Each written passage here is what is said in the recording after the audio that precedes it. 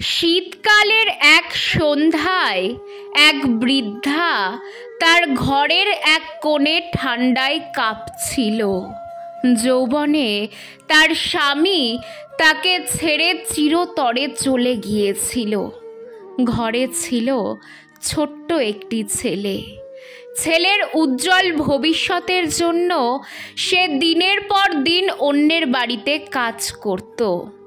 পরিশ্রমে ক্লান্ত হলেও তার হৃদয়ে ছিল একটাই আশা, যেদিন ছেলে বড় হবে সেই দিনই সে আরাম করবে। সময়ের স্রোতে ছেলে বড় হলো, ভালো চাকরি পেল।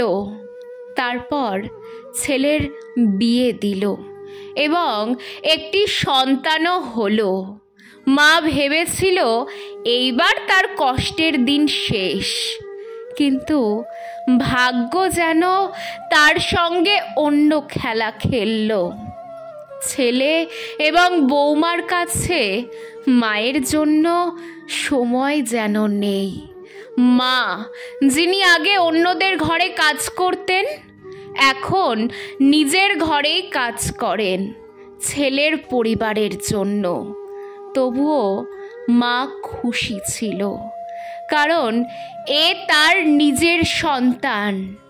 শীতের কনকনে রাতে এক ভাঙা খাটিয়ায় একটি ছেঁড়া কম্বলের তলায় সেধিয়ে গিয়ে মা ভাবছিল, কাল ছেলেকে বলবো আমার শরীর আর এই ঠান্ডা সহ্য করতে পারছে না, একটা নতুন কম্বল এনে দে।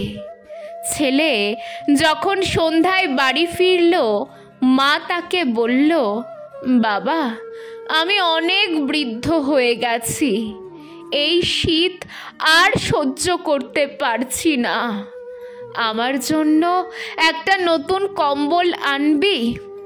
ছেলে রেগে গিয়ে বলল, এই মাসে অনেক খরচ হয়েছে মা, বাচ্চার স্কুলের ভর্তি আর মাসকাবারি বাজারে প্রায় সব টাকাই চলে গেছে। কিছু টাকা আছে, কিন্তু তা দিয়ে তোমার বৌমার জন্য শাল কিনতে হবে, সে তো বাইরে যায়, তুমি তো ঘরেই থাকো, তুমি সহ্য করে নাও, এই শীত পার করে দাও, আগামী বছর কম্বল নিয়ে আসবো তোমার জন্য। ছেলের কথা শুনে মা চুপ হয়ে গেল, ছেঁড়া কম্বলে নিজেকে জড়িয়ে নিল। পরের দিন সকালে মাকে নিথর অবস্থায় পাওয়া গেল। সবাই এলো। ছেলে কোনো আয়োজনের অভাব রাখল না। মায়ের জন্য এক চমৎকার চিতা সাজালো। সবাই বলল, এইরকম সন্তান যেন ঘরে ঘরে জন্ম হয়।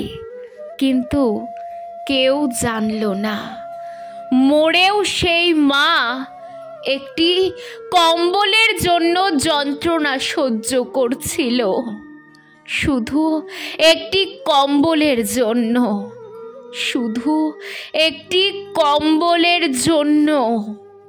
এই গল্প যদি আপনার হৃদয় ছুঁয়ে যায়, তাহলে মানুষের মধ্যে যে মৃত মানবতা লুকিয়ে আছে তাকে জাগ্রত করতে শেয়ার করুন। হয়তো কোনো ছেলে বা বৌমার মনে এক ফোঁটা হলেও বোধোদয় হবে।